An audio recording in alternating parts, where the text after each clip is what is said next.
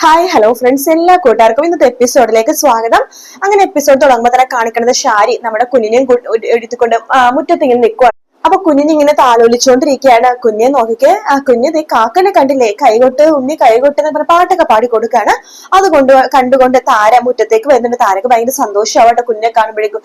താര വേഗം ആ മതിൽക്കെട്ടിന്റെ സൈഡിലേക്ക് പോവാണ്.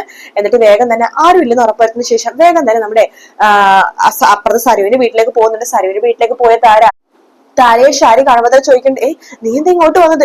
നിന്നെ അങ്ങനെ മോള് കണ്ടു കഴിഞ്ഞാൽ പിന്നെ അതോടെ തീർന്നു എന്ന് പറയുമ്പോൾ താര പറയണ്ട്, എനിക്ക് കുഞ്ഞിനെ ഒന്ന് എടുക്കണം എന്ന് ആക്ഷൻ വഴി പറയാണ്. അയ്യോ, നിന്റെ കയ്യിലെങ്ങനെ കുഞ്ഞെ കണ്ടു കഴിഞ്ഞാൽ എന്റെ താര മോൾ ഇവിടെ ഉണ്ട്, അവളെങ്ങാനും വന്നു കഴിഞ്ഞാൽ പ്രശ്നമാകും, എനിക്കൊന്ന് എടുക്കണം, ഒരു ജസ്റ്റ് ഒന്ന് എടുത്തോട്ടെ എന്ന രീതിയിൽ താര ഇങ്ങനെ കെഞ്ചി ചോദിക്കുമ്പോഴേക്കും ശരി, ഒരു പ്രാവശ്യം ഒന്ന് എടുക്ക്, പെട്ടെന്ന് തരണം കേട്ടോ എന്ന് പറഞ്ഞിട്ട് കുഞ്ഞെ താരയുടെ കയ്യിലേക്ക് കൊടുക്കാണ് ഷാരി.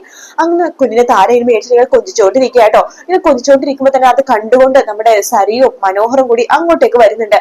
സാരി വാങ്ങി ആകെ ദേഷ്യം വരുക കേട്ടോ. അപ്പോഴേക്കും പെട്ടെന്ന് ഷാരി, അയ്യോ ദേ താഴെ മോള് വന്നു, വേഗം കുഞ്ഞിനെ താന്നുമായിട്ട് കുഞ്ഞെ പെട്ടെന്ന് മേടിക്കണം. പക്ഷെ അതൊക്കെ സരിയോ കണ്ടിട്ടുണ്ടായിരുന്നു കേട്ടോ. സരിയോ പറഞ്ഞിട്ട്, നിങ്ങളുടെ ആരാ പറഞ്ഞത് എന്റെ മോളെ ഇവരുടെ കയ്യിലേക്ക് കൊടുക്കാനായിട്ട്? നിനക്ക് കിട്ടിയതൊന്നും പോരാ എല്ലേടി എന്ന് പറഞ്ഞിട്ട് പെട്ടെന്ന് തന്നെ സരി കഴിഞ്ഞ് താരയുടെ മുഖത്തൊരു ഒറ്റ അടി വെച്ച് കൊടുക്കുക കേട്ടോ. താര അങ്ങനെ ചുറ്റി അവിടെ ഒക്കെ അപ്പ തന്നെ വീഴുവാണ്.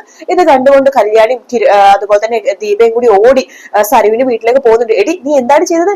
എന്റെ താരാന്റിനെ നീ അടിച്ചോ? അടിച്ചോണ്ട് ചിലപ്പോൾ ഇവിടെ കൊന്നിരിക്കും. എന്റെ സ്നേഹിതരുടെ മുഖത്തോ മേത്തോ നീ കൈവച്ചിട്ടുണ്ടല്ലോ, നിന്റെ രണ്ട് കൈ ഒടിച്ചു കളയും എന്ന് പറയാണ്. അതേടി, നീ ഒടിക്കും എന്ന് പറയാണ്. എടി എന്ന് പറഞ്ഞിട്ട് വേഗം തന്നെ നമ്മുടെ കല്യാണി സരിയുടെ തല ഇങ്ങനെ പിടിച്ചു, അതായത് മുടിക്കെട്ടിനെ ഇങ്ങനെ പിടിച്ച് കുത്തനെ ഇങ്ങനെ പിടിച്ച് നിൽക്കുക കേട്ടോ. വിടികൈ എന്ന് പറയുമ്പോഴേക്കും, വിടിലടി, നീ ഞാൻ പറഞ്ഞു കേട്ടല്ലോ, എന്നെ സ്നേഹിക്കുന്നവരെ നീ എന്തിനും ചെയ്തിട്ടുണ്ടല്ലോ, നീ എന്റെ കിഴട്ടനെ ഇല്ലാതാക്കാൻ നോക്കി, നിന്നെ ഞാൻ വെറുതെ വിടിലടി, ഇപ്പൊ താരാനെ ഇല്ലാതാക്കാൻ നോക്കി, നിന്നെ ഞാൻ വെറുതെ വിടിലടി എന്ന് പറഞ്ഞിട്ട് കുത്തനെ പിടിച്ചുകൊണ്ടിരിക്കുകയാണ്. അപ്പോഴേക്കും മനോഹർ, മോള് വേണ്ട, കല്യാണി വേണം, വിട് എന്ന് പറയാണ്. അങ്ങനെ കല്യാണി പിടിവിടുന്നുണ്ട്. സരിയോ പറഞ്ഞിട്ട്, കണ്ടില്ലേ മനോഹേട്ട, അവന്റെ കഴുത്തിനെ കയറി പിടിച്ചത്, എന്റെ മുടി കയറി പിടിച്ച് കുത്തിനെ പിടിച്ചത് നിങ്ങൾ കണ്ടില്ലേ, നിങ്ങൾ എന്താന്നും ചോദിക്കാത്തത് എന്ന് സരിയോ ചോദിക്കുമ്പോഴേക്കും കല്യാണി പറഞ്ഞു, നിന്റെ ഭർത്താവ് ഒന്ന് ചോദിക്കലടി, നോക്ക് അവനൊന്നും ചോദിക്കില്ല, കണ്ടില്ലേ മനുവേട്ട, അവൾ അടിക്ക്, എന്നെ കുത്തിനെ പിടിച്ച് അവൾ അടിക്ക്, നിന്റെ മനുവേട്ട കൈ പൊന്തിലടി എന്ന് പറയാണ്. അയ്യോ സരിയോ മോളെ, ഞാൻ പെൺപിള്ളേരെ അടിക്കാറില്ല, അതിനിവിടെ ആരെ പെണ്ണായിട്ട് കൂട്ടിക്കുന്നത്, പെണ്ണിന്റെ രൂപം മാത്രമേ ഉള്ളൂ മനുവേട്ട എന്ന് പറയാണ്. പെട്ടെന്ന് തന്നെ കല്യാണി പറയട്ടെ, അത് ശരിയാ, നിനക്കും അങ്ങനെ തന്നെയാടി, പെണ്ണിന്റെ രൂപം മാത്രമേ ഉള്ളൂ, നിനക്ക് മാത്രമല്ല ഇവനും അതെ, ആണിന്റെ രൂപം മാത്രമേ ഉള്ളൂ, നീയെ എന്നെ വിധവയാക്കാൻ വേണ്ടി നോക്കുവാണല്ലേടി, എന്നാ നീ ഒരു കാര്യം അറിഞ്ഞോ, നിന്റെ കല്യാണം കഴിഞ്ഞപ്പോ തൊട്ട് നീ വിധവയായടി എന്ന് പറയാണ്. അത് കേൾക്കുമ്പോഴേക്കും ഷാരി മനോഹർ പരസ്പരം മുഖത്തോട് മുഖം നോക്കിയിരിക്കാട്ടോ.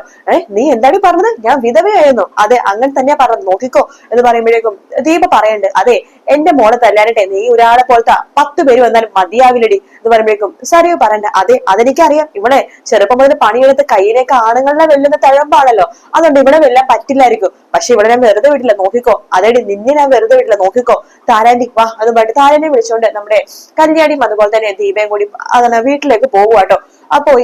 പോയി കഴിയുമ്പോഴേക്കും നമ്മുടെ സരിയോ ദേഷ്യത്തോട് കൂടി തന്നെ കുഞ്ഞിനെ എടുത്തോണ്ട് അകത്തേക്ക് കയറി പോവാണ്.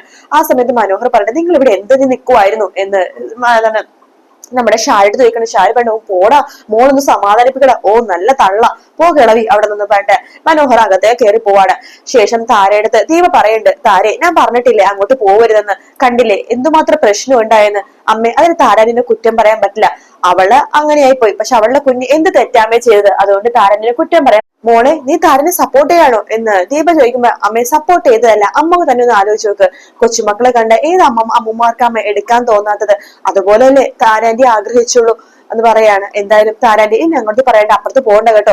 താരാന്റി വന്ന സമയത്ത് അവളുടെ കയ്യിൽ വല്ല ഇരുമ്പിന്റെ സാധനമോ വല്ല വിറക് കഷ്ണമോ ഉണ്ടായിരുന്നെങ്കിൽ അവള് താരന്റെ തലക്കടിച്ചാനെ ആര് സമാധാനം പറയുമായിരുന്നു, അതുകൊണ്ട് ഞാൻ അങ്ങോട്ട് പറയണ്ട, താരന്റെ അങ്ങോട്ട് പോകണ്ട, താരന്റെ വിഷമം എനിക്ക് മനസ്സിലാവുന്നുണ്ട് എന്ന് പറയുമ്പോ താര ഇങ്ങനെ കാണിക്കണ, ഇത് ചോറൂന്നാണ് ഇങ്ങനെ കാണിക്കുകയാണ്.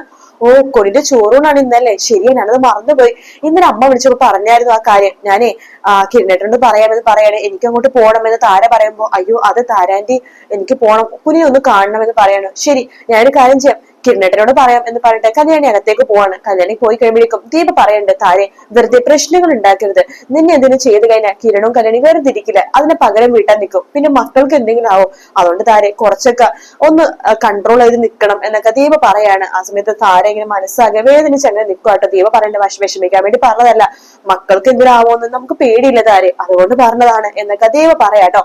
അതിനുശേഷമാണെന്നുണ്ടെങ്കിൽ നമ്മുടെ കല്യാണി ഈ കാര്യങ്ങളൊക്കെ കിരണിനോട് പറയാണ്, കിരണേട്ട അവിടെ അങ്ങനെ വെറുതെ വിട്ടാൽ പറ്റില്ല, താരാന്റെ മുടിക്ക് കയറി അവള് പിടിച്ചു, അതിനെനിക്ക് അവളെ പകരം വീട്ടണം എന്ന് പറയാണ്. മാത്രല്ല കിരണേട്ടനെ അവള് 2 പ്രാവശ്യം കൊല്ലാൻ നോക്കില്ല, അതൊന്നും എനിക്ക് മറക്കാൻ പറ്റില്ല. അതൊന്നും നീ മറന്നില്ലല്ലോ കല്യാണി. ഇല്ല കിരട്ട, അതൊന്നും എനിക്ക് മറക്കാൻ പറ്റില്ല.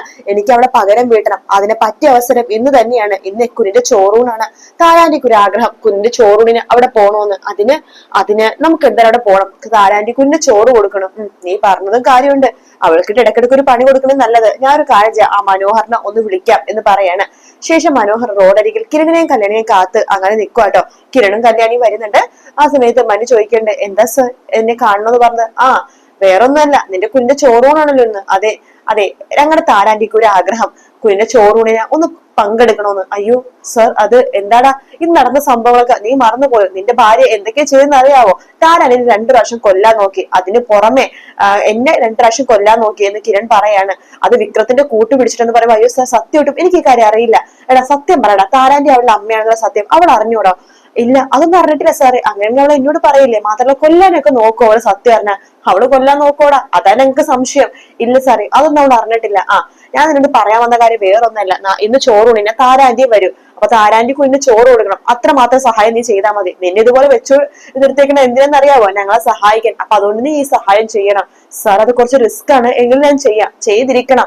അപ്പൊ കുഞ്ഞിന്റെ ചോറിന്റെ മുഹൂർത്തത്തിന് തന്നെ നടക്കട്ടെ, ഞങ്ങളും അങ്ങോട്ടേക്ക് വരാം എന്ന് ബണ്ടിക്കണും കല്യാണിയും അവിടെ നിന്ന് പോവാണ്. മനോഹരനാണെങ്കിൽ എന്ത് ചെയ്യണമെന്ന് അറിയില്ല.